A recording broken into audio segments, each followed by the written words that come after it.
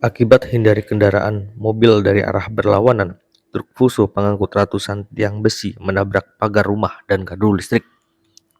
Kejadian kecelakaan itu terjadi di Jalan Lintas Timur, Desa Cahyo Randu, Kecamatan Pagar Dewa, Kabupaten Tulang Bawang Barat, pada Minggu 13 Oktober 2024 siang kemarin.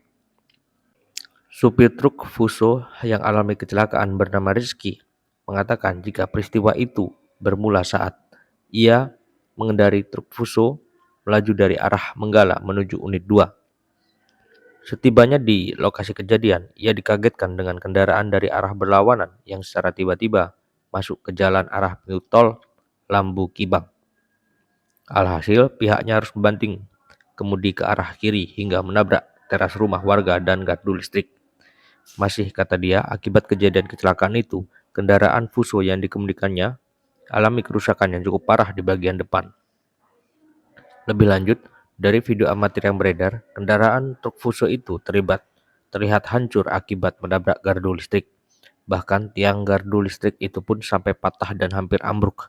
Beruntungnya kendaraan truk Fuso itu tidak sampai menabrak rumah warga dan tidak sampai ada korban jiwa atas peristiwa tersebut. Saya dari arah Menggala ingin menuju ke unit 2. Ini kejadiannya karena saya menghindari kecelakaan karena adanya tiba-tiba mobil masuk dari jalur pertigaan keluar tol, sehingga saya menghindari kecelakaan. Saya membuang kendaraan mobil saya ke sebelah kiri untuk menghindari kecelakaan beruntun. Ada nggak korban jiwa? Alhamdulillahnya korban jiwa tidak ada. Alhamdulillahnya.